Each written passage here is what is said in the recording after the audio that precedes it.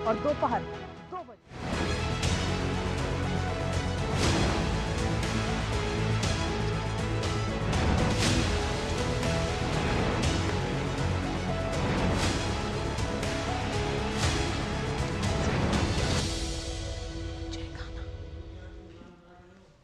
नमस्कार, बहुत बहुत स्वागत है आप सभी का। आप देख रहे हैं हमारा खास कार्यक्रम घाना में पीएम मोदी सशक्त हो रहा ग्लोबल साउथ।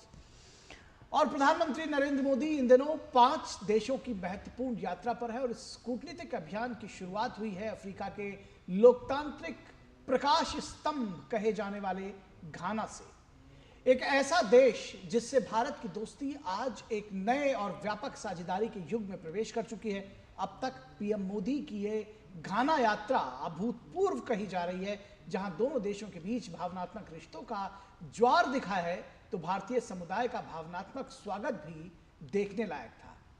कल राष्ट्रपति जॉन महामा और पीएम मोदी के बीच अहम द्विपक्षीय वार्ता भी बेहद महत्वपूर्ण रही, जिसमें 4 बड़े समझौते हुए। आतंकवाद के खिलाफ साझा संकल्प लिया गया।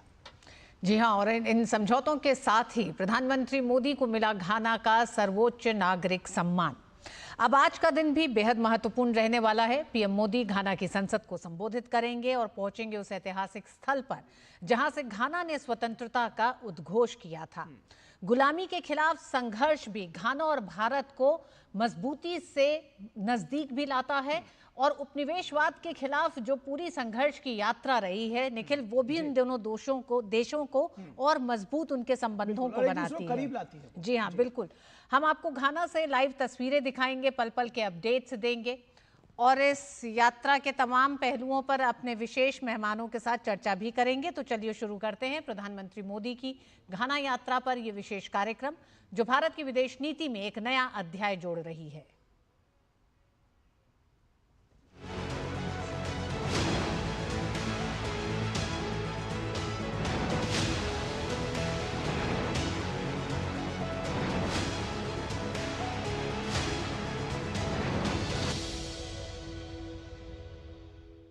प्रधानमंत्री नरेंद्र मोदी इस वक्त 5 देश की यात्रा पर हैं। अपनी यात्रा के पहले चरण में पीएम मोदी घाना में हैं।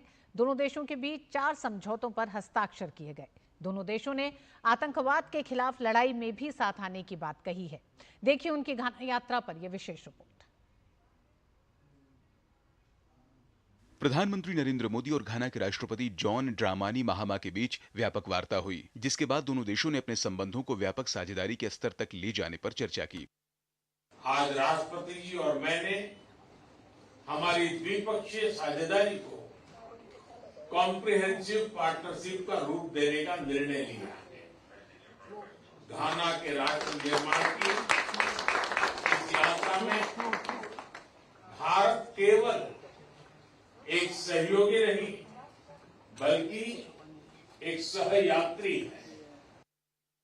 दोनों पक्षों ने द्विपक्षीय व्यापार और डिजिटल भुगतान प्रणाली को बढ़ावा देने से लेकर समुद्री सुरक्षा और साइबर सुरक्षा तक कई मुद्दों पर चर्चा की। रक्षा और सुरक्षा के क्षेत्र में दोनों देशों ने एकजुटता के माध्यम से सुरक्षा के सिद्धांत द्वारा निर्देशित गहन सहयोग का संकल्प लिया। हमारा द्विपक्षीय व्यापार $3 बिलियन पार कर चुका है। भारतीय कंपनियों ने लगभग 900 प्रोजेक्ट्स में लगभग $2 बिलियन का निवेश किया है। आज हमने आपसी व्यापार को अगले 5 वर्षों में दोगुना करने का लक्ष्य निर्धारित किया है।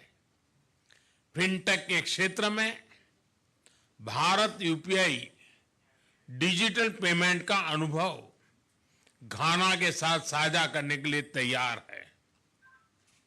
फ्रेंड, डेवलपमेंट पार्टनरशिप हमारी साझेदारी का एक मूल स्तंभ है। राष्ट्रपति महामा के आर्थिक पुनर्गठन के प्रयासों में भारत के पूर्ण समर्थन और सहयोग का हम आश्वासन देते हैं। दोनों देशों के बीच 4 प्रमुख समझौतों पर हस्ताक्षर किए गए, जिसमें संस्कृति और पारंपरिक चिकित्सा सहित विविध क्षेत्रों में सहयोग का मार्ग प्रशस्त हुआ है। The Memorandum of Understanding between the Institute of Traditional and Alternative Medicine and the University of Health and Allied Sciences in Ho, Ghana, and the Institute of Teaching and Research in Ayurveda, Ministry of Ayush, Government of India. वैश्विक मुद्दों पर दोनों नेताओं ने इस बात पर सहमति व्यक्त की कि आतंकवाद मानवता का दुश्मन है। साथ ही इस खतरे से निपटने के लिए आपसी सहयोग को मजबूत करने का संकल्प लिया। हम एक मत है कि आतंकवाद मानवता का दुश्मन है। आतंकवाद के खिलाफ हमारी लड़ाई में सहयोग के लिए हम गाना का आभार प्रकट करते हैं। इस संदर्भ में हमने काउंटर टेररिज्म में आपसी सहयोग को और मजबूत करने का निर्णय किया है। यूएन रिफॉर्म्स को लेकर हमारा दृष्टिकोण एक जैसा है। पश्चिम एशिया और यूरोप में चल रहे कॉन्फ्लिक्ट को लेकर हम दोनों ने गहरी चिंता व्यक्त की है। हमारा मानना है कि यह युद्ध का युग नहीं है। डायलॉग और डिप्लोमेसी से ही समस्या का समाधान होना चाहिए। ऐतिहासिक यात्रा को और भी खास बनाते हुए घाना में भारतीय समुदाय द्वारा प्रधानमंत्री मोदी का भव्य स्वागत किया गया। राष्ट्रपति जॉन महामा ने खुद पीएम मोदी का स्वागत किया, जो दोनों देशों के बीच गहरी मित्रता का प्रमाण है। प्रधानमंत्री नरेंद्र मोदी का घाना में यात्रा अफ्रीका में भारत की रणनीतिक पहुंच के लिहाज से बेहद अहम है। ये दौरा अर्थव्यवस्था, ऊर्जा, रक्षा और उसके साथ विकास सहयोग जैसे प्रमुख क्षेत्रों में द्विपक्षीय संबंधों को नई गति देने में अहम भूमिका निभा सकता है। कैमरा पर्सन राकेश के साथ मैं तापस भट्टाचार्य, दूरदर्शन समाचार, आक्रा, घाना। तो दोनों देशों के संबंधों को नई गति देने में अहम भूमिका निभा सकता है, ये हमारे संवाददाता तापस भट्टाचार्य ने कहा है। निश्चित तौर पर ये एक उनका सही आकलन है कि जिस तरह से प्रधानमंत्री नरेंद्र मोदी की यात्रा परवान चढ़ी है घाना में, वो जो व्यापक साझेदारी की तरफ जिस तरह से बढ़े हैं, वो बेहद महत्वपूर्ण है। हमारे साथ इस पूरे विषय पर चर्चा करने के लिए दो खास मेहमान भी जुड़े हुए हैं, उनसे आपका परिचय करा दें। हमारे साथ प्रभु दयाल जी जुड़े हुए हैं, फॉर्मर सीनियर डिप्लोमेट एम्बेसडर प्रभु दयाल, बहुत स्वागत है आपका। हमारे साथ प्रोफेसर अजय कुमार दुबे, जो कि school of international studies JNU से जुड़े हुए हैं। प्रोफेसर दुबे, बहुत स्वागत है आपका। एम्बेसडर प्रभु दयाल, जब हम कहते हैं कि व्यापक साझेदारी की तरफ बढ़ते हुए दोनों देशों के रिश्ते घाना के विशेष संदर्भ में किस तरह से आप देख रहे हैं कि घाना को लेकर के दृष्टिकोण बदला है, दृष्टि बदली है, और उसके बाद जो संबंध हैं वो भी परवान चढ़ते दिख रहे हैं? किस नई ऊंचाई पर आप देख रहे हैं आज भारत और घाना के संबंध प्रधानमंत्री के इस दौरे के साथ ही? देखिए, पहली बात तो ये है कि मेरे विचार में प्रधानमंत्री मोदी जी की ये यात्रा अफ्रीका महाद्वीप में भारत की कूटनीतिक पहुंच का नया संकेत है, जिसको कहते हैं डिप्लोमेटिक आउटरीच। प्रधानमंत्री मोदी जी 30 साल बाद भारत के प्रधानमंत्री हैं जो घाना के दौरे पे गए हैं। 1957 में पंडित जवाहरलाल नेहरू गए थे, उसके बाद सन 1995 में प्रधानमंत्री नरसिम्हा राव गए थे, उसके बाद कोई प्रधानमंत्री नहीं गया। तो इससे ये 30 साल बाद एक प्राइम मिनिस्टरियल विजिट हो रही है। ये अपने आप में ही एक बहुत बड़ा संकेत है कि हम घाना के साथ किस तरह से अब निकट से निकट संबंध बनाना चाहते हैं। और घाना ने भी अपनी तरफ से पूरा आदर सम्मान दिया है। प्रधानमंत्री मोदी जी को घाना के सबसे सर्वोच्च अवार्ड से नवाजा गया है, the officer of the order of the star of घाना। ये एक कोई ऑर्डिनरी बात नहीं है। हमारे प्रधानमंत्री जहां जहां जाते हैं उनको बड़े बड़े सम्मान दिए जाते हैं। ये बहुत गर्व की भारत की बात है। देखिए, इसके अलावा मैं ये कहना चाहूंगा कि जो रिश्ते बायलैटरल, उनको तो मजबूत करने का मकसद है ही, साथ ही साथ ये जो अफ्रीकन कॉन्टिनेंट के साथ एक मल्टीलैटरल संबंध भी मजबूत करने की कोशिश है। देखिए, एक तो अफ्रीकन यूनियन के साथ भारत जो है वो और अच्छे रिश्ते बनाने की कोशिश कर रहा है, और एक economic community of West African states जिसको इकोवैस कहते हैं, ये भी बहुत महत्वपूर्ण है। और भारत जो है इसके साथ भी अच्छे संबंध बनाने की कोशिश कर रहा है, और घाना जो है इस संदर्भ में हमारी बहुत सहायता कर रहा है और कर सकता है। लेकिन प्रधानमंत्री मोदी जी ने 4 बड़े important MOU साइन किए। MOU on cultural exchange program, MOU between Bureau of Indian Standards and Ghana Standards Authority, MOU between Institute of Traditional and Alternate Medicine, Ghana, and the Institute of Teaching and Research in Ayurveda in India. और चौथा है MOU on Joint Commission Meetings। लेकिन देखिए, इसके अलावा प्रधानमंत्री जी ने एक बहुत ही महत्वपूर्ण समझौता साइन किया है, और वो रेयर अर्थ मिनरल्स की माइनिंग से जुड़ा है। ये एक बहुत बड़ा और इम्पोर्टेंट एग्रीमेंट है। देखिए, चीन के पास रेयर अर्थ मिनरल्स की भरपूर मात्रा, लेकिन उसने इस पर पूरा कंट्रोल रखा हुआ है। और भारत के लिए जो इलेक्ट्रिक व्हीकल्स प्रोजेक्ट है, इससे वो चीन की मोनोपोली से बहुत नुकसान पहुंच रहा है। चीन हमको ये रेयर अर्थ मटेरियल्स मिनरल्स नहीं दे रहा है।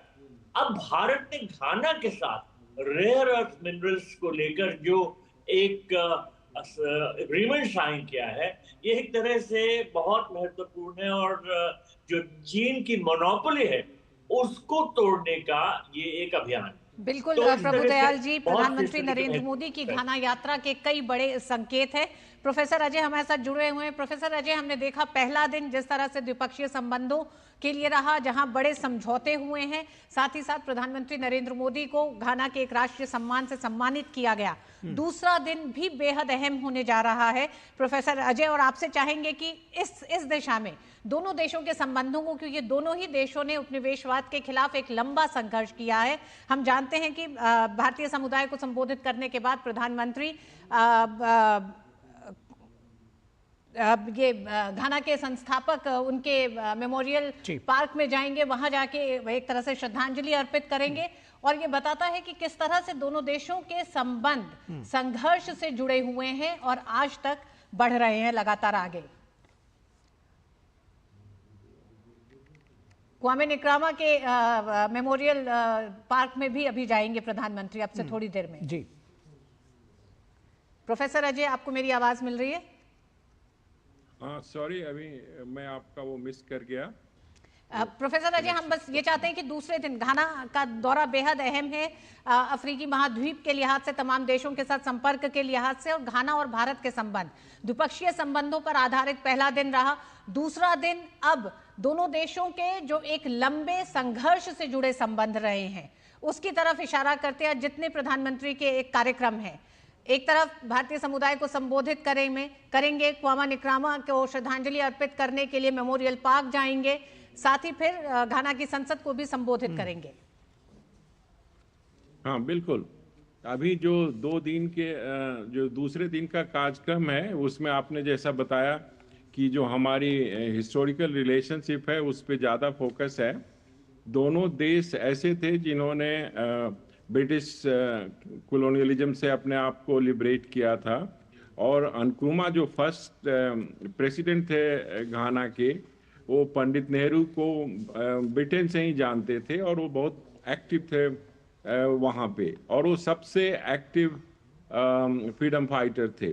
इसलिए उन्होंने जब वहाँ पे अपनी फ्रीडम स्ट्रगल शुरू की तो उसमें भारत का बहुत सहयोग था। ये अनफॉर्चुनेट था कि उनके समय से ही मिलिट्री जो विद्रोह हुए उसके वजह से 96 तक एक के बाद एक मिस्टर रॉलिंग एंड अदर्स वहाँ पे मिलिट्री कू में आते रहे, लेकिन उन्हीं मिलिट्री के लोगों ने यहाँ पे डेमोक्रेसी इस्टेब्लिश किया, और जो आज तक 96 से चलती है।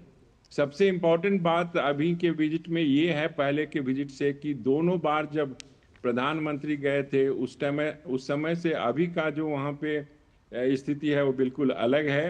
ये वो स्थिति है जिसमें डेमोक्रेसी 96 से कंटिन्यूअसली चल रही है, और जो करंट प्रेसिडेंट जोसेफ महामा जी हैं ये दूसरी बार आए हैं, और इनका साउथ पे बहुत ही ज़्यादा एम्फेसिस है, जोर है। इनके पहले टर्म में भी जो आप इनके भाषण सुने, जो उन्होंने फ्रेंच प्रेसिडेंट को अपने सामने खड़ा करके घाना में बोला था, उन्होंने उपनिवेशवाद को बहुत ही खोटी सुनाई, और कहा कि ये समय आ गया है कि घाना और अफ्रीकन कंट्री अपनी जो डेवलपमेंट की इनिशिएटिव है अपने हाथ में लें, और उस लिहाज से, उस दृष्टि से हमारे प्रधानमंत्री मोदी पूरे दुनिया में एक ऐसे एग्जाम्पल हैं जिनके लीडरशिप में भारत काफ़ी तरक्की कर रहा है, और इससे पूरे अफ्रीकन कंट्रीज उनके लीडरशिप को, उनके डेडिकेशन को, उनके विजन से इम्प्रेस्ड होकर के उन भारत के साथ गहरी संबंध को स्थापित करना चाहते हैं। और इसलिए हमारा जो अभी का जो रिलेशनशिप है वो हिस्टोरिकल, जो हमारी गुडविल है, जो कनेक्टिविटी है, उस पे बेस्ड है। दोनों देशों में अंग्रेजी बोली जाती है, दोनों में एंग्लो सेक्शन लॉ है, और दोनों में डायस्पोरा जो है दोनों देशों की, उनके देश दोनों देशों में काफ़ी अच्छे रोल प्ले कर रहे हैं उस देश को आगे बढ़ाने में, रेमिटेंस भेजने में। तो बहुत सारी चीज़ें हैं जो भारत और घाना अपने पुराने संबंधों के बेसिस पे आगे ले जा सकते हैं, और भारत अपनी जो अपनी नई जो इनोवेशंस हैं, जो तकनीक है, उनको घाना के साथ शेयर कर सकता है। निश्चित तौर पर कैपेसिटी बिल्डिंग से लेकर के जो वहाँ पर डेवलपमेंट के तमाम काम है उसके लिए भारत लगातार एक हिस्सेदार रहा है, भागीदार रहा है, साझेदार रहा है घाना का। और ये तमाम जो शेयर्ड प्रिंसिपल्स की हम बात करते हैं, शेयर्ड हिस्ट्री की बात करते हैं, वो घाना के साथ जुड़ा हुआ है।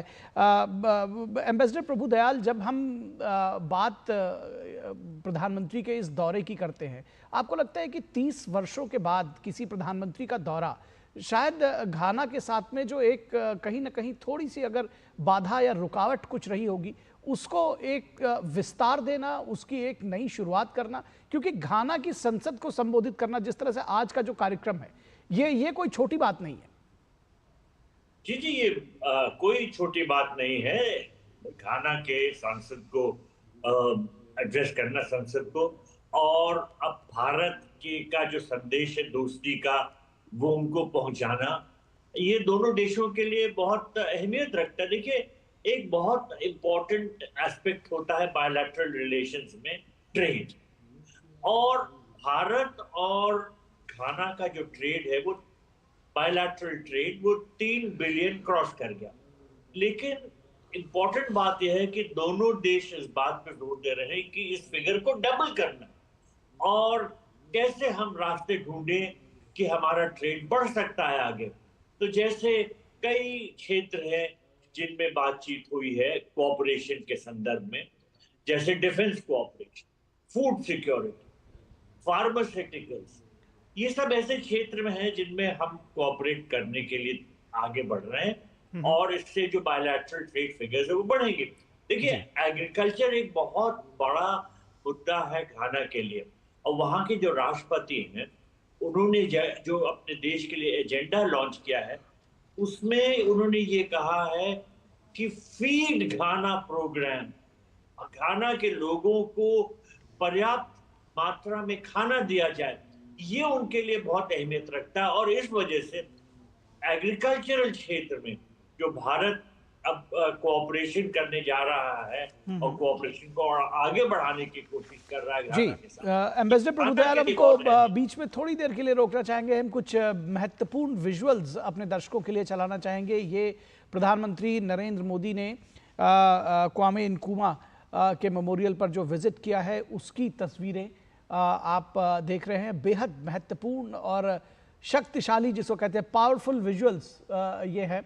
प्रधानमंत्री नरेंद्र मोदी, शांति का उपासक देश, लोकतांत्रिक देशों की भूमिका में अग्रणी देश भारत, एक ऐसे लोकतांत्रिक देश में पहुंचा है अफ्रीका में, और उनके जो घाना के संस्थापक और पहले राष्ट्रपति डॉक्टर क्वामे नक्रुमा के मेमोरियल पर पहुंचे हैं प्रधानमंत्री नरेंद्र मोदी। बेहद महत्वपूर्ण तस्वीरें। राष्ट्रपति महामा साथ में हैं।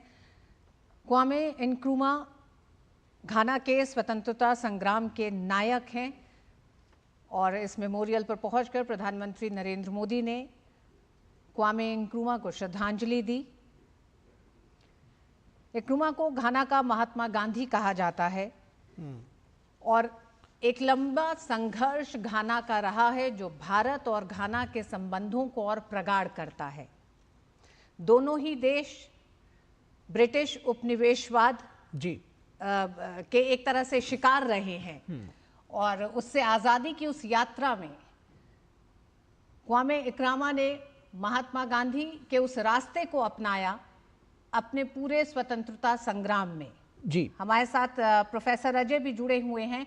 प्रोफेसर अजय, आपसे भी चाहेंगे कि आप अगर कुछ जोड़ना चाहें, क्योंकि ये सारी वो तस्वीरें दिखाई दे रही हैं इस समय ब्लैक स्टार स्क्वायर और क्वामे नक्रुमा मेमोरियल पार्क में। इस समय प्रधानमंत्री की वो सारी तस्वीरें सामने आ रही हैं जहां प्रधानमंत्री ने श्रद्धांजलि दी और ये स्मारक घाना के अपने पूरे इतिहास और संस्कृति को दिखाता है। तमाम यहाँ जो स्मारक लगे हैं वो सब घाना की संस्कृति की पहचान को दर्शाते हैं। बिल्कुल।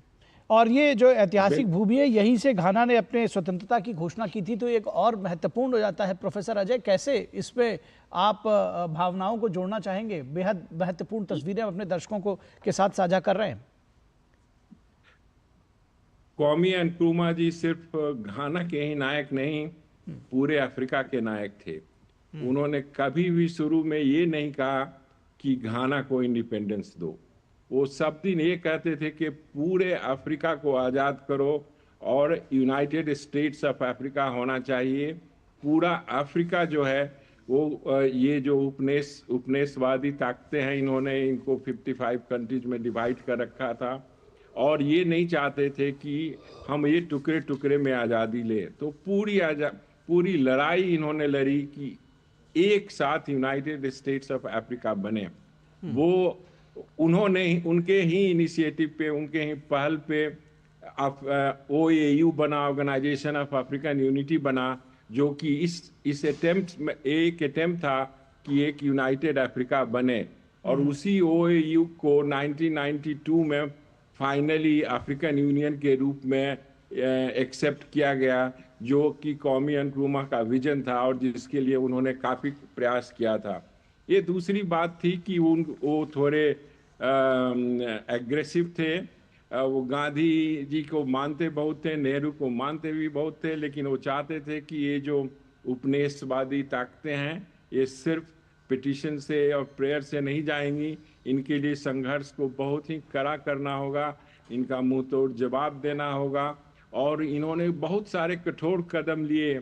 उन्होंने जैसा कि कोकोआ, जो कि सबसे ज़्यादा प्रोड्यूस होता है घाना में, वर्ल्ड का लार्जेस्ट प्रोड्यूसर है, उसको उन्होंने कहा कि वो विदेश में सप्लाई नहीं करेंगे और इससे वो जो कम भाव में उनका कोकोआ खरीदते हैं, जब मार्केट में इसकी कीमत बढ़ेगी तब करेंगे। अंग्रेज़ों ने उल्टा चाल चला, उन्होंने कहा चाहे किसी भी कीमत पे हो हम आपसे नहीं खरीदेंगे। और सरकार ने जितनी कोकोआ किसानों से खरीद रखी थी वो सारी ग्रेनरी में और स्टोर रूम में सड़ गई और दूसरे साल सरकार के पास राजस्व नहीं था कि वो किसानों से खरीद सके और लोग सड़क पे आ गए, आर्मी बैरक में चले गए। और जैसे ही क्वामे नक्रुमा साहब विदेश की यात्रा पे थे, उन्होंने मिलिट्री के बैरक पे कहा कि मिलिट्री कू करो और इनको सत्ता से बाहर करो। वो उनके डेडिकेशन को नहीं समझ पाए और उनके सैक्रिफाइस को नहीं समझ पाए। और जब वो विदेश में थे तो वहाँ मिलिट्री कू करके उनको हटा दिया गया था। लेकिन उनकी बात की जो मिलिट्री डिक्टेटर्स आए या अभी की जो सरकारें हैं, उन्होंने उनको फिर रिस्टोर किया, उनके प्रेस्टीज को बहाल किया। और नक्रुमा आज एक घाना के नहीं बल्कि पूरे अफ्रीका के, अफ्रीकन यूनिटी के नायक के रूप में देखे जाते हैं। निश्चित तौर पर क्वामे नक्रुमा, जैसा कि आपने कहा, कि सिर्फ घाना नहीं बल्कि अफ्रीका के महानायक के तौर पर देखे जाते हैं। बहुत विशाल व्यक्तित्व और बहुत संघर्ष जो है उनका, जैसा कि आपने कहा कि अफ्रीका को एकजुट रखने का उनका जो स्वप्न था वो कहीं ना कहीं अफ्रीकन यूनियन के तौर पर उसको देखा जा सकता है। प्रभुदयाल जी, अगर प्रधानमंत्री की इस विजिट के में जो जब क्वामे नक्रुमा के मेमोरियल पर वो जाते हैं, इस तरह की जो विजिट्स हैं, आप कई देशों में इस तरह के विजिट्स कराने में आपका योगदान रहा होगा एज ए एम्बेसडर। कैसे देखते हैं इन विजिट्स के क्या मायने होते हैं? देखिए, इसका सबसे बड़ा माना होता है कि हम आपके देश का बहुत ज्यादा एहतराम करते हैं और एहतराम ही वो फाउंडेशन होती है जिस पे अच्छे रिश्ते बनते।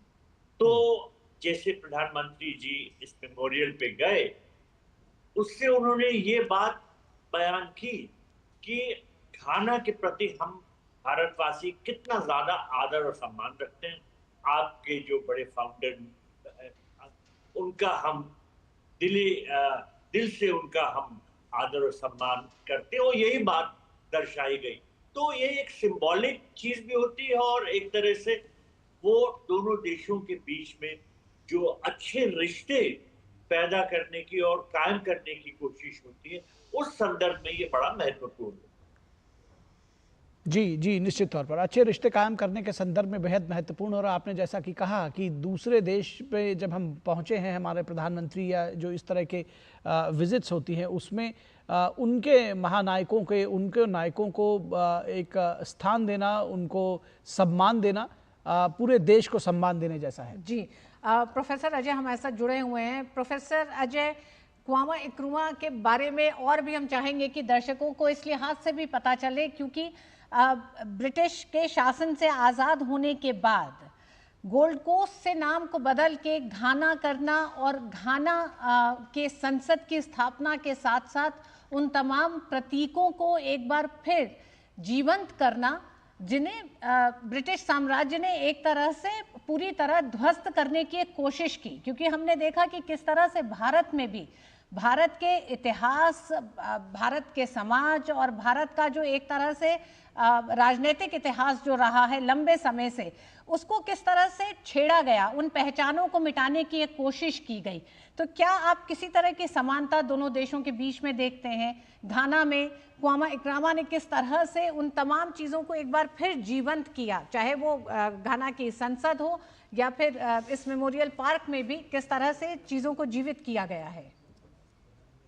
बिल्कुल, आप बिल्कुल सही कह रही हैं। ये एक पैरेलल बिल्कुल दिखाई देता है कि इक्रुमा जैसे लोग जो कि विश्व के एक बहुत बड़े परिपक्व राजनीतिज्ञ थे, जिनकी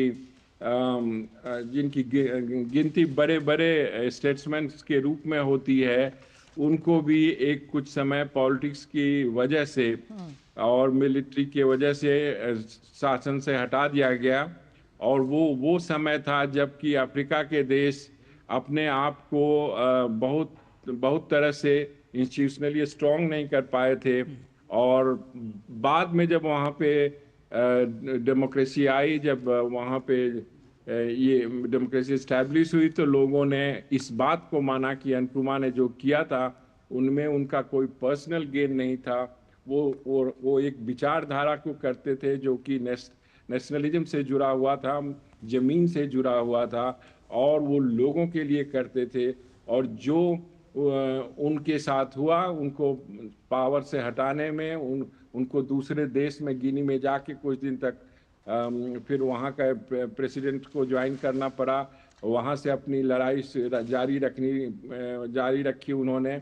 और फाइनली काफ़ी दिन बाद उनके जो कंट्रीब्यूशंस थे उसको केवल घाना ही नहीं बल्कि पूरी अफ्रीका ने अपनाया। और वो सब जगह बहुत ही सम्माननीय राजनीतिक माने जाते हैं, जिन्होंने सीधी चुनौती उपनिवेशवाद को दी थी, जिन्होंने उसकी लड़ाई सीधे लड़ाई लड़ी और उसमें कोई भी ढिलाई नहीं की थी। प्रोफेसर अजय, हम चाहेंगे कि उस तरफ भी आप बताएं कि किस तरह से क्वामा इक्रुमा उस समय वियतनाम में थे जब पहली बार तख्ता पलट हुआ था।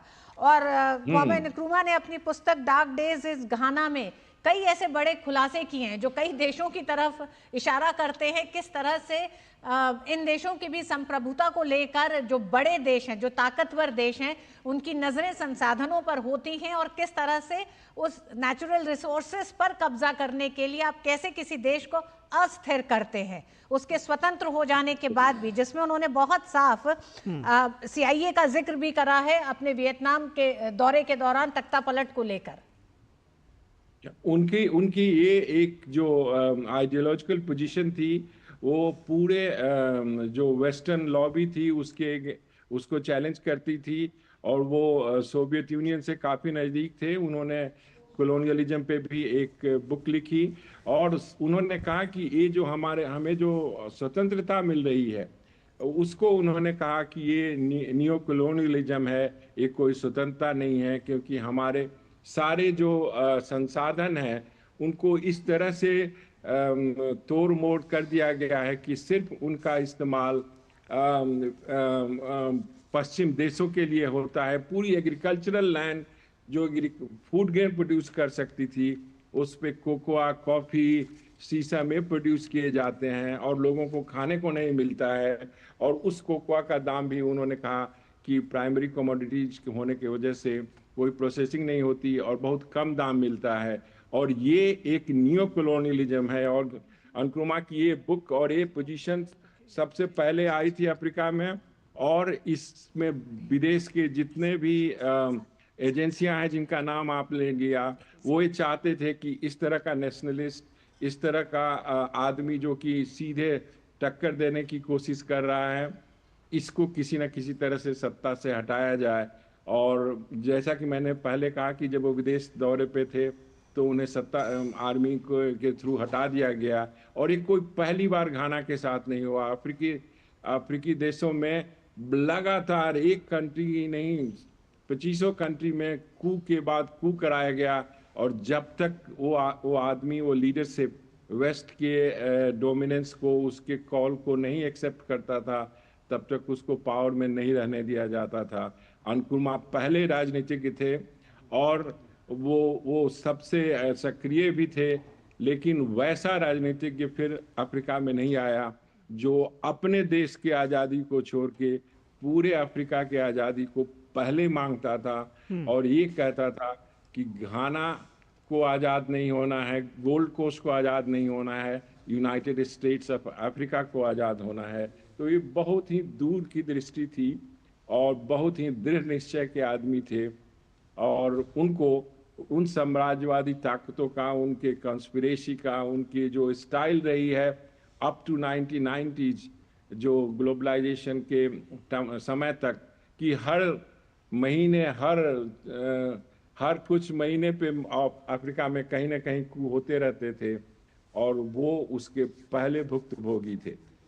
निश्चित तौर पर वो पहले उसके भुक्तभोगी थे, और जिस तरह का उनका विजन था, जो उनका सपना था, वो जाहिर तौर पर और आप जब प्रधानमंत्री वहाँ पहुँचे हैं, जब हम पीपल टू पीपल कांटेक्ट की बढ़ाने की बात करते हैं, जब हम एक दूसरे देशों को सम्मान देने के बात कहते हैं एम्बेसडर प्रभु दयाल, तो ये दौरा, इस दौरे में जो ये सारी चीज़ें हो रही हैं, ये बेहद महत्वपूर्ण हो जाती है। आप इसको और विस्तार देंगे, साथ ही साथ हम चाहेंगे कि ये इस बात का भी विस्तार दें कि घाना की संसद को संबोधित करना प्रधानमंत्री नरेंद्र मोदी के द्वारा, प्रधानमंत्री नरेंद्र मोदी को घाना का सर्वोच्च सम्मान दिया जाना, ये क्या मैसेजिंग है, इससे कैसे इसको समझें? इसकी सबसे बड़ी मैसेज ये है, मैसेजिंग, कि दोनों देश एक कॉम्प्रिहेंसिव पार्टनरशिप की तरफ अपने रिश्तों को बढ़ा रहे हैं।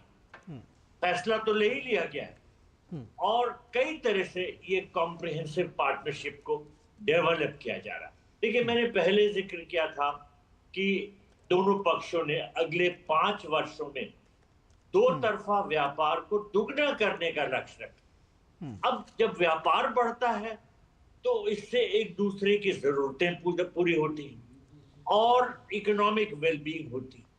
तो हमने तो हर तरह से ये दर्शाया है कि घाना की जो इकोनॉमिक वेलबींग है उसमें हम उनके साथ पूरी तरह हैं। और प्रधानमंत्री मोदी जी जब संसद को वहां पर संबोधित करेंगे तो किसी न किसी तरह से ये मैसेज फिर से जाएगा कि भारत घाना के साथ पूरी तरह से खड़ा है। अब देखिए, बहुत से ऐसे मुद्दे हैं जिन पे हमारे विचार मिलते हैं। जैसे आतंकवाद। और आतंकवाद के मुद्दे पे दोनों देशों ने बातचीत की और घाना ने हमारा समर्थन किया है। जो हम लड़ाई कर रहे हैं आतंकवाद के साथ, उसमें हमको घाना का समर्थन मिला। तो ये बहुत महत्व रखती है बात के, हमारी सोच मिलती हो। देखिए, घाना से एक बहुत इंपॉर्टेंट हमारा इंपोर्ट होता है गोल्ड का, और वो ऐसा इंपोर्ट है जो कि घाना के लिए एक्सपोर्ट करना जरूरी है और हमारी भी जरूरतें पूरी होती है वहां से इंपोर्ट करके।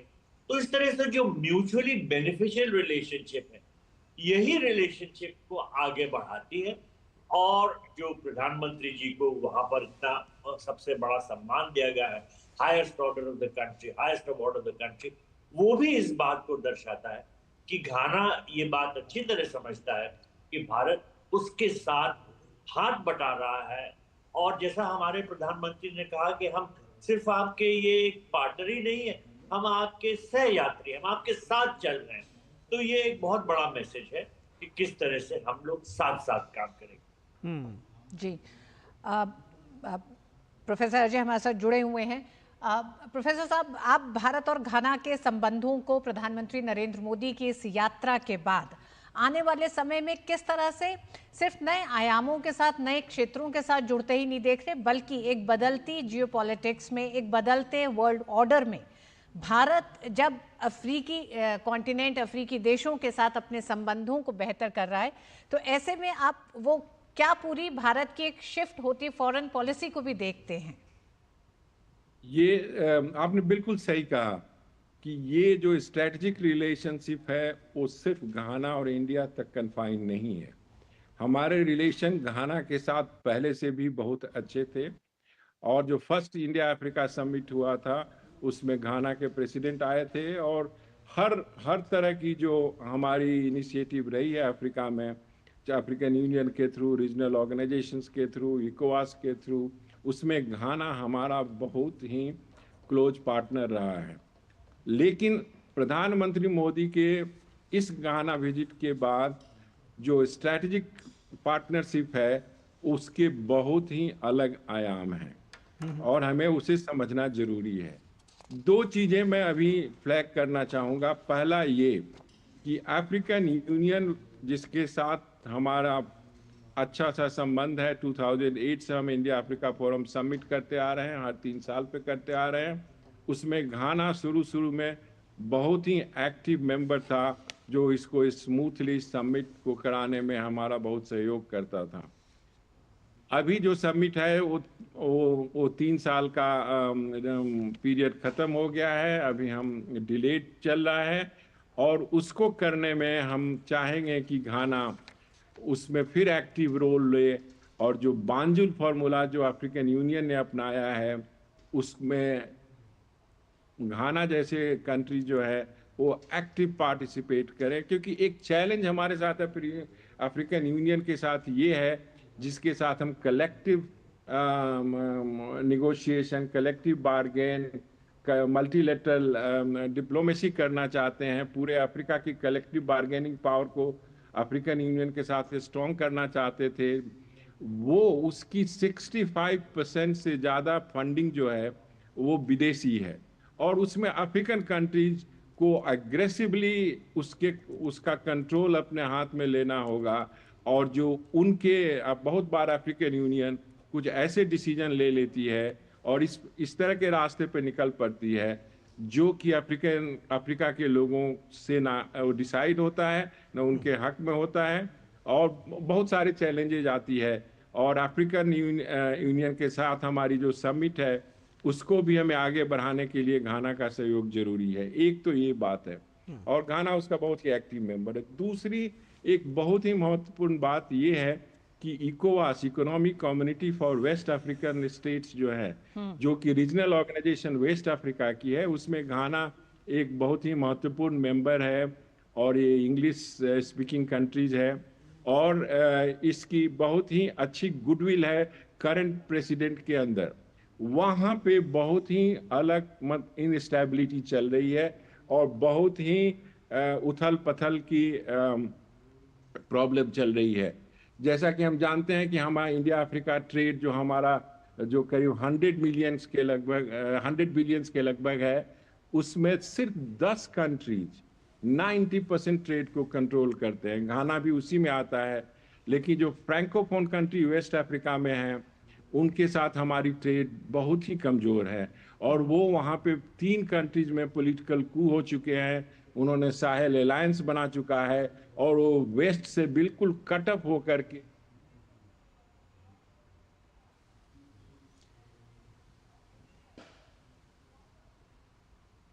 तो घाना की संसद को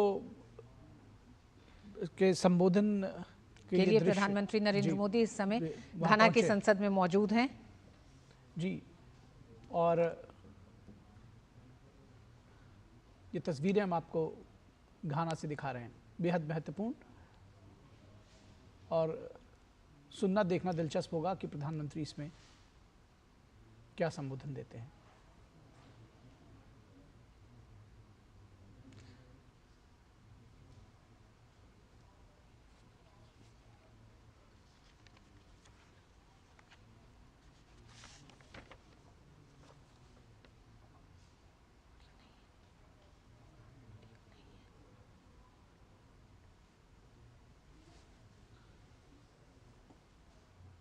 Honorable members,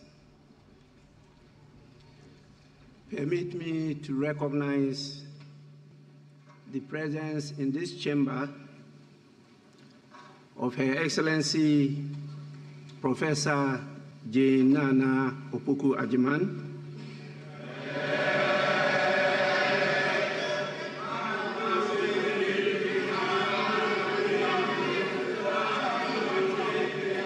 the Vice President of the Republic of Ghana.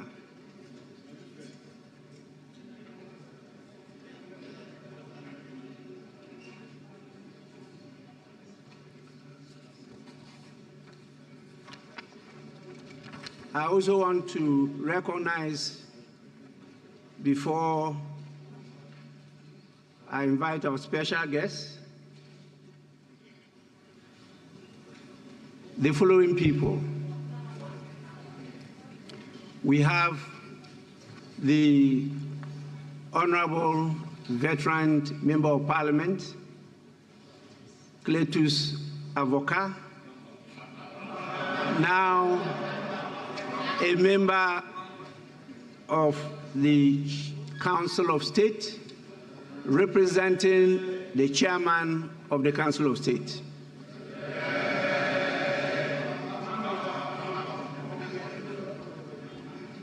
The word Bam Bam,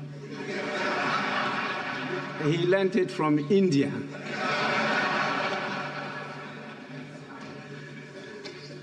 Honorable members, we also have members of the Council of State, representatives of political parties. We have members of the Diplomatic Corps. We have the government chair. We have independent constitutional bodies, civil society organizations, and a large presence of the Indian community in Ghana.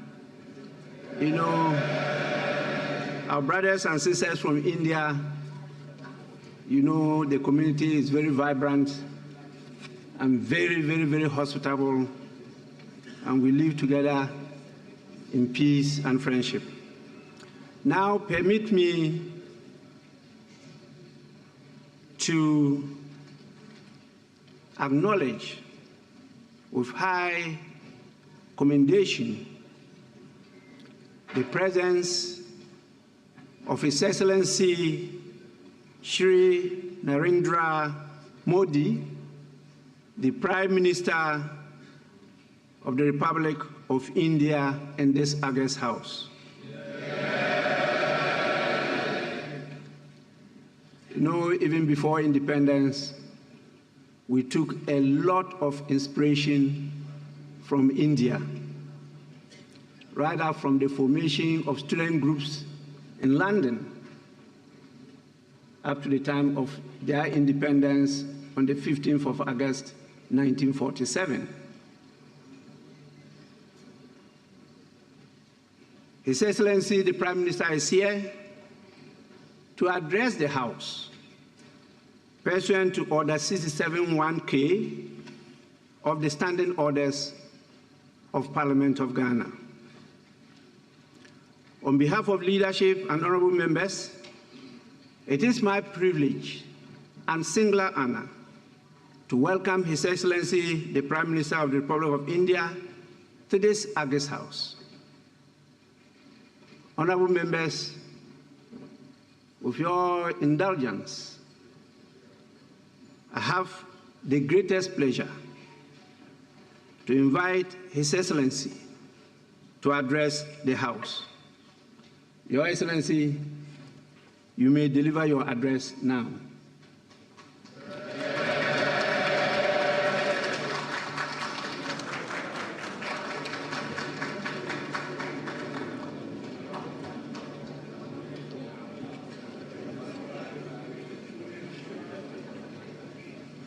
The Right Honorable Speaker, leadership of the House, honorable members of Parliament, members of the Council of States, members of the Diplomatic Corps, representatives of political parties, the Ga-Man-Tase, independent constitutional bodies, civil society organizations, the Indian community in Ghana, Mache, good morning.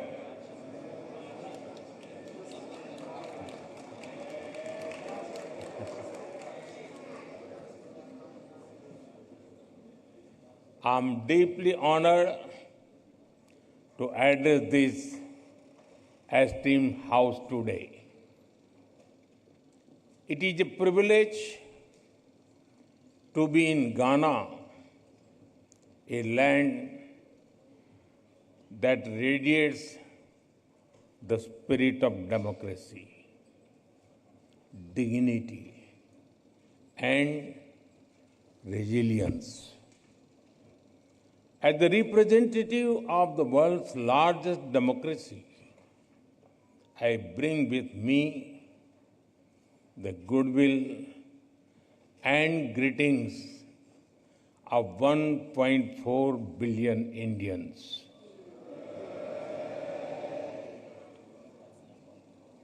Ghana is known as the land of gold, not just for what lies under your soil, but as much for the warmth and strength in your heart.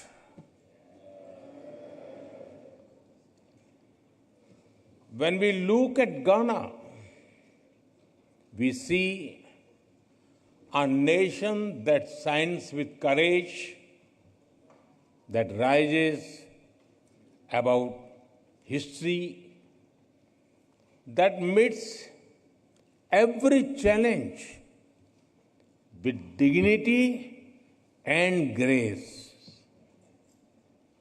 Your commitment to democratic ideals and inclusive progress truly makes Ghana a beacon of inspiration for the entire African continent. Friends, last evening was a deeply moving experience. Receiving your national award from my dear friend, President Mahama, is an honor. I will always cherish that. इस सम्मान के लिए मैं 140 करोड़ भारतीयों की तरफ से घाना के लोगों का आभार व्यक्त करता हूं।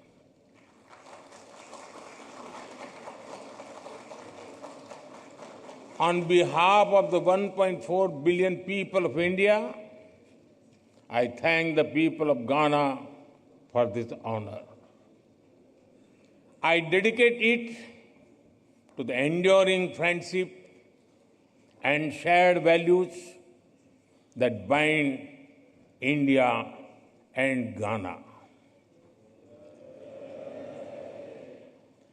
Distinguished members, earlier today, I had the honor of paying tribute to a visionary and statesman and beloved son of Ghana, Dr. Kwame Nkrumah. He once said,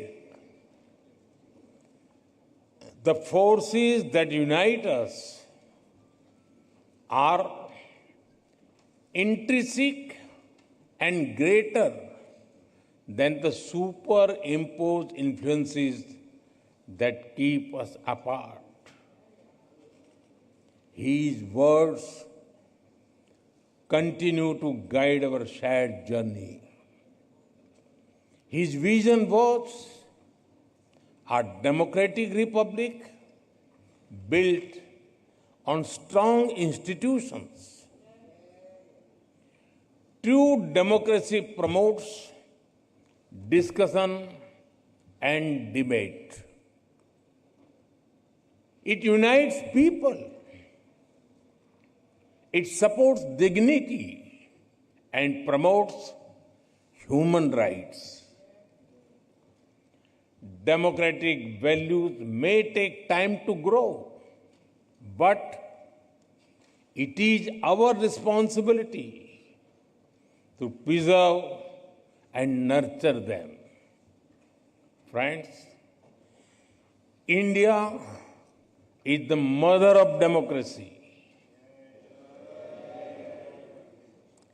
हमारे लिए लोकतंत्र एक सिस्टम नहीं बल्कि संस्कार है। हजारों वर्षों से लोकतंत्र ने भारतीय समाज को निरंतर गति दी है। For us, democracy is not merely a system. It is a part of our fundamental values. From thousands of years ago, we have examples of centers like Vaishali. The Rig Veda, one of the world's oldest scriptures, says, "Ano bhadraha kratavo yantu vishwatah." It means, let good thoughts come to us from all directions.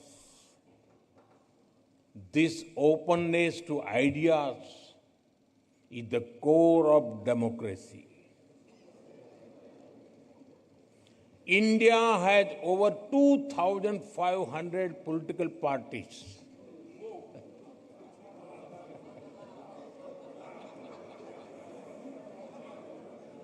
I repeat, 2,500 political parties.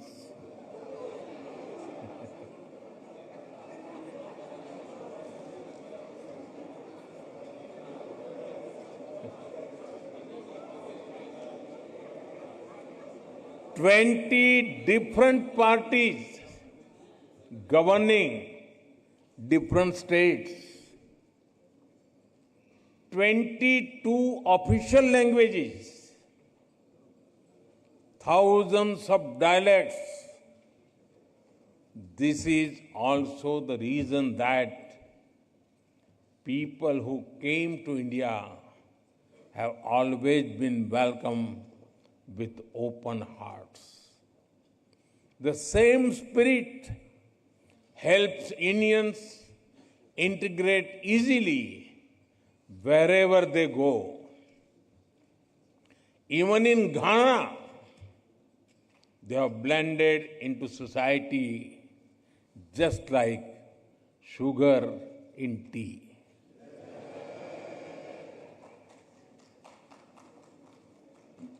Distinguished members, the histories of India and Ghana bear the scars of colonial rule, but our spirits have always remained free and fearless. We draw strength and inspiration from our rich heritage. We take pride in our social, cultural, and linguistic diversity. We built nations rooted in freedom, unity, and dignity. Our relationship knows no bounds. And with your permission,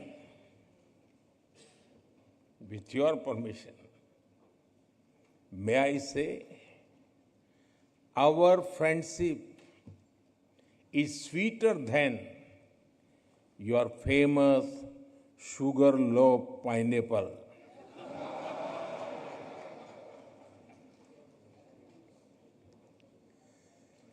With President Mahama, we have decided to elevate our ties to a comprehensive partnership. Friends, the world order created after the Second World War is changing fast. The revolution in technology, the rise of the global south, and shifting demographics are contributing to its pace and scale. The challenges such as colonial rule that humanity has faced in the earlier centuries still persist in different forms. The world is also facing new and complex crises such as climate change, pandemics, terrorism, and cybersecurity. Institutions created in the last century are struggling to respond. The changing circumstances demand credible and effective reforms in global governance. Progress cannot come without giving voice to the global south. We need more than slogans. We need action. That is why, during India's G20 presidency, we worked with the vision, one earth, one family, one future. We put emphasis on Africa's rightful place at the global high table. We are proud that the African Union became a permanent member of the G20 during our presidency. Friends, for India, our philosophy is humanity first.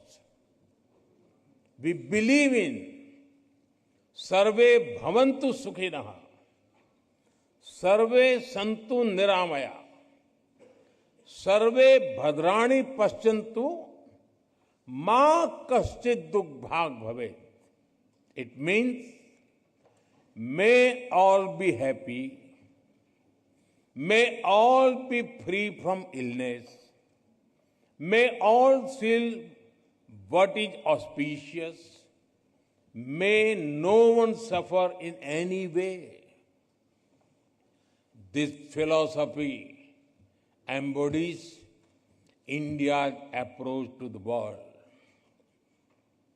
It guided our actions during the COVID pandemic.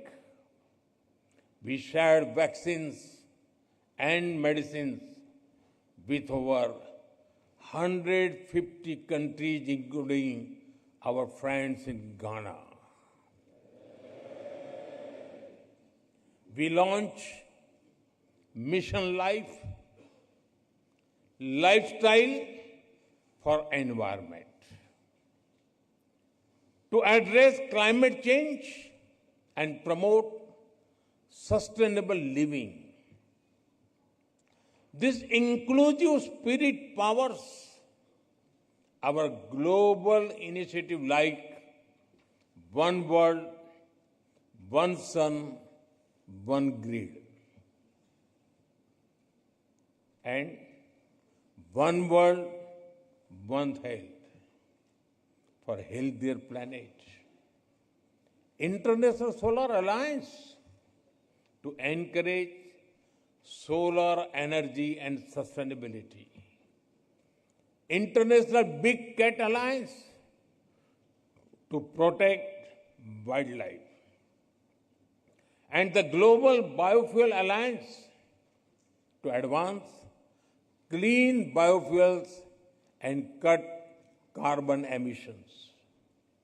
I'm glad that Ghana, as a founding member, will host the African Regional Meeting for the International Solar Alliance this September. This demonstrates our shared belief that the world is one family.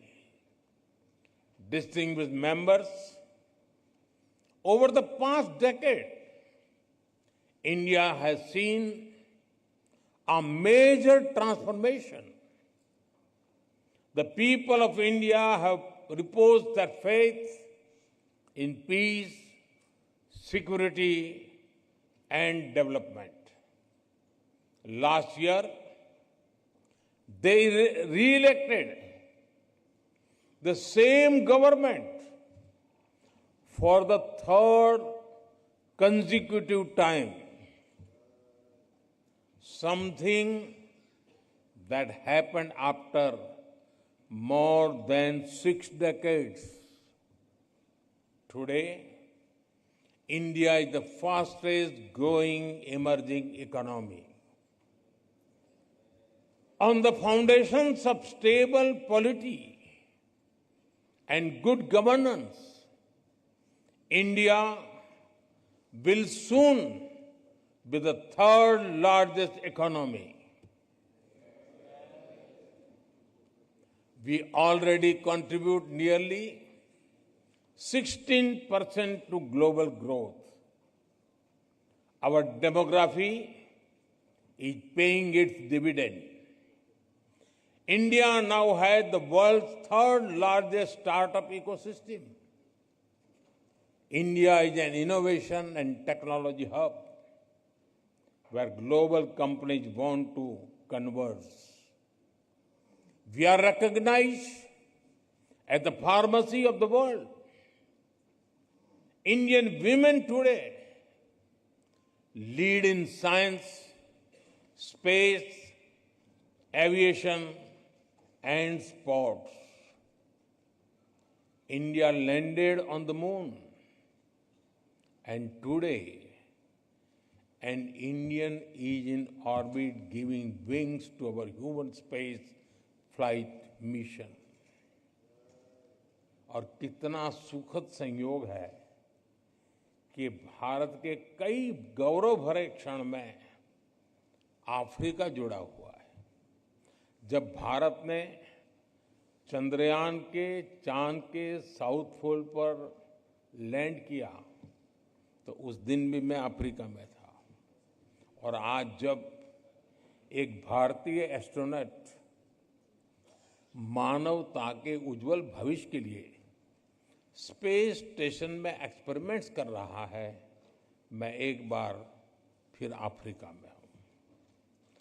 Africa has been connected to many of India's proudest moments in space. When India's Chandrayaan landed on the moon's south pole, I was in Africa. And today, as an Indian astronaut conducts experiments on board space station for the welfare of humanity, I am once again in Africa. This is no ordinary coincidence. It reflects the deep bond we share, our common aspirations, and our shared future. Our development is inclusive. Our growth touches the lives of every Indian. The people of India have resolved to make India a developed nation by 2047, when we celebrate 100 years of independence. As Ghana continues to pursue the path of progress and prosperity, India shall walk with you shoulder to shoulder on this road. Friends, आज global उठापटक के हर किसी के लिए चिंता का कारण है। ऐसे में भारत का लोकतंत्र आशा की किरण बना हुआ है। उसी प्रकार से भारत की विकास यात्रा ग्लोबल ग्रोथ को गति देने वाली है। विश्व का सबसे बड़ा लोकतंत्र एक ऐसा स्तंभ है जो जितना मजबूत होगा, दुनिया को उतना ही सशक्त बनाएगा। वैश्विक स्थिरता बढ़ाने में योगदान करेगा। In these times of global uncertainty, India's democratic stability shines as a ray of hope. India's rapid progress is a catalyst for global growth. As the world's largest democracy, India is a pillar of strength for the world. A strong India will contribute to more stable and prosperous world. After all, our mantra is सबका साथ, सबका विकास, सबका विश्वास, सबका प्रयास. It means together for everyone's growth, with everyone's trust and effort. India remains a committed partner in Africa's development journey. We support Africa's Development Framework Agenda 2063 to secure a bright and sustainable future for its people. Africa's goals are our priorities. Our approach is to grow together as equals. Our development partnership with Africa is demand-driven. It is focused on building local capacities and creating local opportunities. Our objective is not just to invest, but to empower, to help develop self-sustaining ecosystems. It is my honor to give further momentum to this partnership. In 2015, we hosted the India-Africa Summit. President Mahama was one of our esteemed guests. In 2017, India hosted the annual meeting of the African Development Bank. We have expanded our diplomatic presence to 46 countries across Africa. Over 200 projects across the continent enhance connectivity, infrastructure, and industrial capacity. Every year, our India-Africa Business Conclave generates new opportunities. In Ghana, we inaugurated the Tema-Pakdan railway line last year. It is the largest infrastructure project in this part of the African region. We welcome Ghana's own efforts to accelerate economic integration under the African Continental Free Trade Area. Ghana also holds great potential to become an IT and innovation hub in the region. Together, we will shape a future full of promise and progress. Distinguished members, free and fair elections are the soul of any democracy. It is encouraging to see our electoral commissions working closely together. I am confident that India's Election Commission will be honored to share its experience in conducting the world's largest elections with full trust and transparency. Parliamentary exchanges are also a cornerstone of the relationship between our two democracies. I recall the Commonwealth Parliamentary Association meeting held in Accra in 2023. It welcomed the largest Indian parliamentary delegation to Ghana, including state legislators in India. We deeply value such vibrant dialogue. I welcome the establishment of Ghana-India Parliamentary Friendship Society in your parliament. I propose to further reinforce our parliamentary ties. I invite you to visit the new Parliament of India. You will be able to see the bold steps we have taken to reserve 1/3 of seats in the Indian Parliament and state assemblies for women. You can witness the debate and discussions that are the hallmark of the Indian democracy. I assure you, they are as spirited and passionate as the game of your beloved Black Stars. Friends, India and Ghana share a dream where every child gets opportunities, where every voice is heard, where nations rise together, not apart.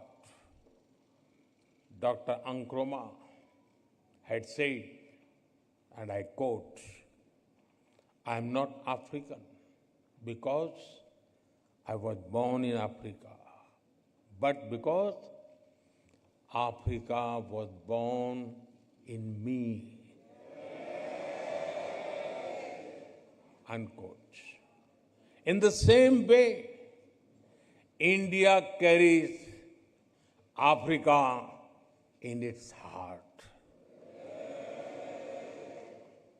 Let us build a partnership not only for today, but for generations to come. Thank you. Meda Muwase.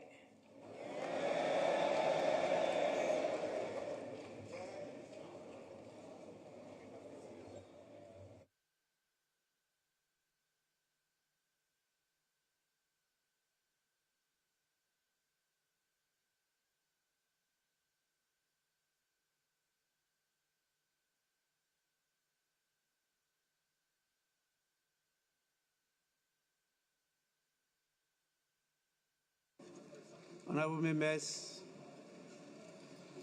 you may resume your seats. You've heard it all. The wisdom of the Prime Minister of the largest democracy in the world.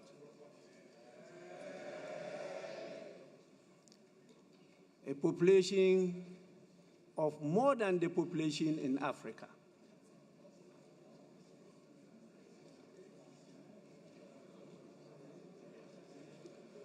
$2,500 political parties.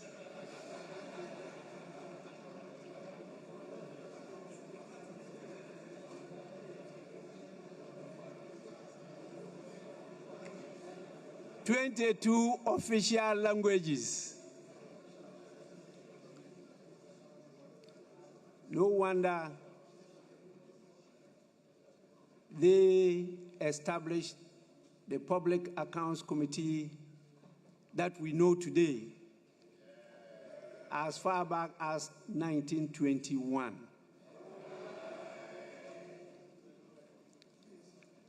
So in 2021, they celebrated the 100 years of Public Accounts Committee in India. I want to assure His Excellency that our Public Accounts Committee will be visiting your parliament to understudy your journey and to learn from you.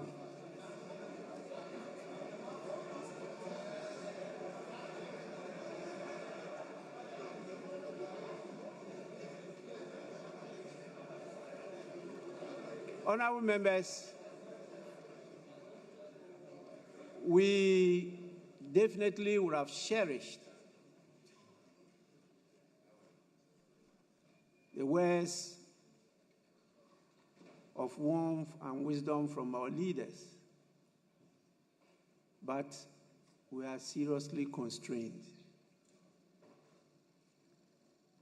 And we are compelled to go by that. And so I apologize that we don't have space, even though initially we provided for it because of the tightness of the schedule. And so I will, with all humility, crave your indulgence to, on your behalf, please extend our warmest congratulations to His Excellency the Prime Minister of the Republic of India. We are honored by his presence. It was really a great pleasure listening to him.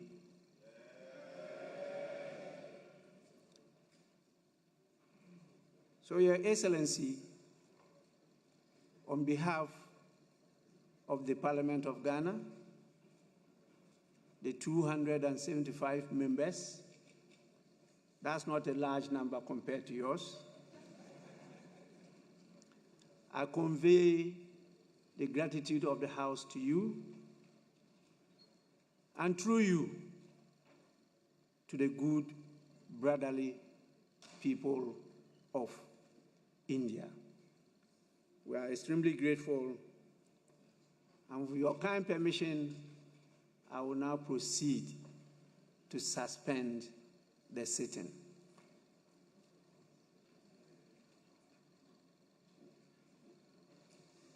Please, I definitely can only once again appreciate the efforts Her Excellency the Vice President have done by leading this august visitor to our house. On your behalf, I thank her for all her love, her support and assistance, and the leadership that she has granted us so far. We are extremely grateful, Your Excellency.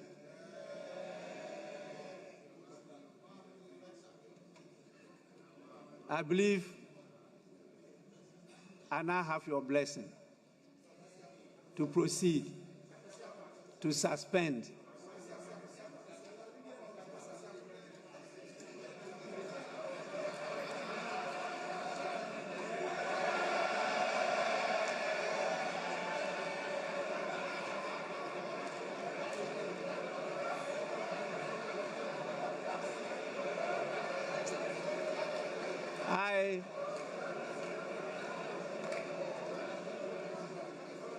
I recognize that the honorable member is itching to visit India.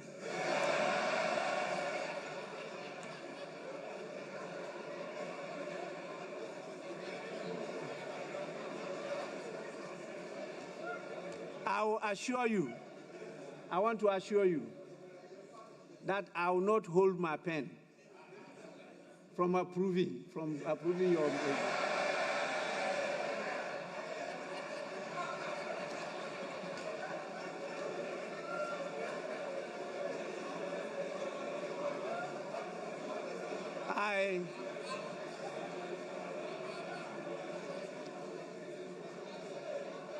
Honorable members, please, time is not on our side, but my attention has been drawn to the fact that he's not alone, that he has a partner, and she is outdooring herself straight in front of us. So I thank honorable members for that. The love for the country of India, its people and its culture. And now, with your kind permission, may I proceed to suspend the sitting.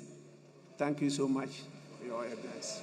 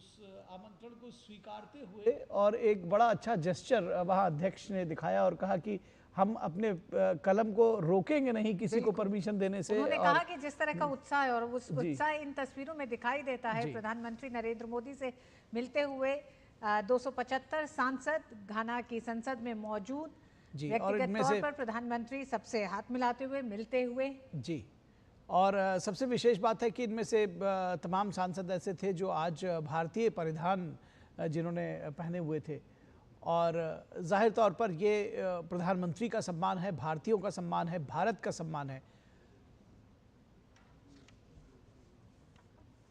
तो ये अभूतपूर्व क्षण है, अविस्मरणीय है अगर कहा जाए किसी भी विदेश दौरे में प्रधानमंत्री के लिए भी, और हम सब के लिए भी देखना बहुत सुखद है जिस तरह से हमारे देश के प्रधानमंत्री का घाना की संसद में स्वागत किया गया। बिल्कुल, प्रधानमंत्री ने अपने संबोधन में कहा कि हम घाना को देखते हैं तो हम एक ऐसे राष्ट्र को देखते हैं जो साहस के साथ खड़ा है, एक ऐसा राष्ट्र जो हर चुनौती का सामना गरिमा और शालीनता के साथ करता है। जी बिल्कुल। समावेशी प्रगति के प्रति घाना की प्रतिबद्धता ने वास्तव में घाना को पूरे अफ्रीकी महाद्वीप के लिए प्रेरणा का केंद्र बना दिया है। बिल्कुल, उन्होंने कहा कि beacon of inspiration for the entire African Union, Ghana जो है उसको एक।